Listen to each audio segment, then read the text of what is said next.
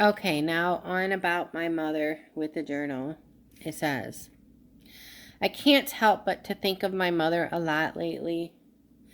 Dear Joyce, only 3 years ago, last month, it was when she died. June 20th, I think.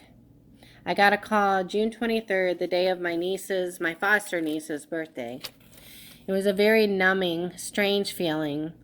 Walking into the funeral home, into the same room she resided in, seeing her lay on the table, and somehow I felt like she knew as soon as I entered the room, gaining the instant sense of her being angry because I was there.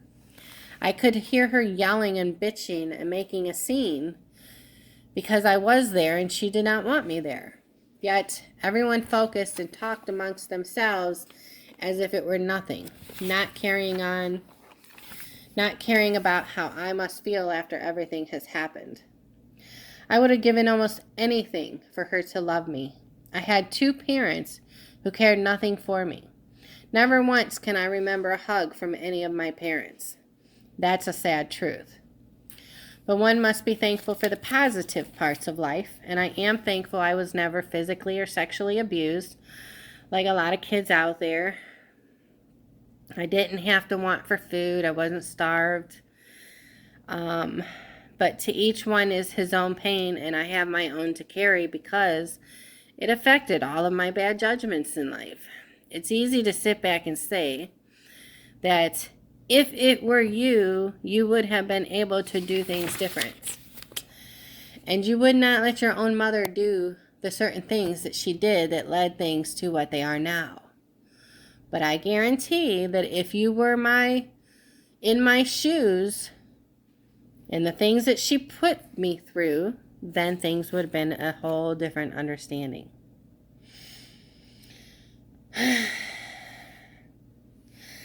My mother weakened my emotions as a child. Just by her constant emotional rejections, her hateful words, her demeaning character with me, her constant arguing with me, and accusations of always wanting to have sex with her husband, her guilt trips, etc., criticizing my looks, etc. When I bought her things, she criticized them and then threw them in the garbage.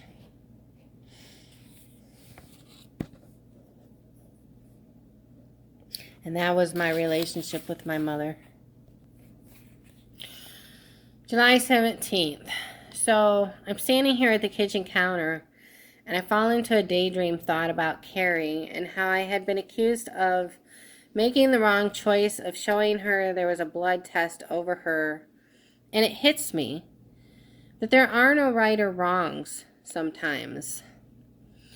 But I kind of figured since her last name was different at birth, she would be curious about it anyways.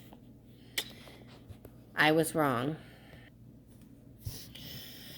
One day I will not be here on this earth anymore, and finally I will be able to rest.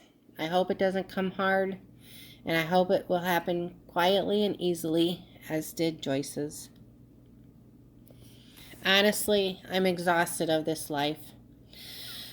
I'm tired of being used, abused, and having to deal with all the crap that goes with living this life. I'm pretty much alone in this world, and I know Carrie will be the one to sit back and say, well, you brought it on yourself, or it is what you make it.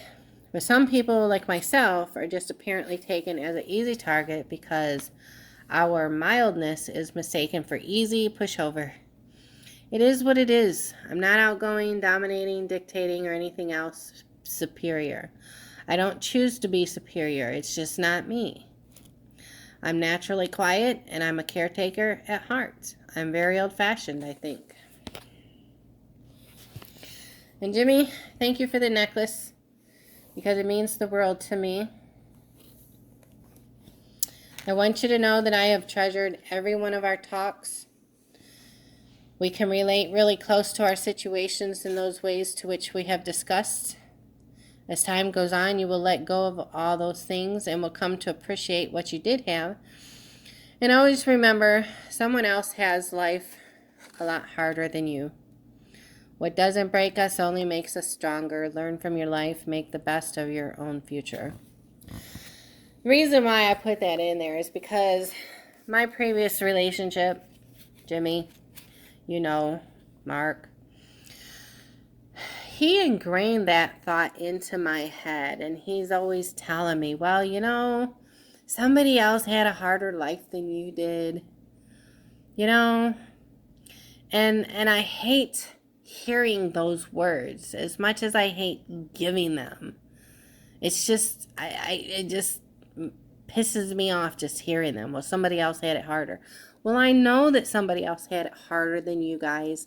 And I know that somebody else had it harder from me. But it does not erase our pain. It doesn't take away how we feel or the things that we experienced, because our pain is due to the things that we experienced. And how can a person try to lessen that for anything else other than what it was?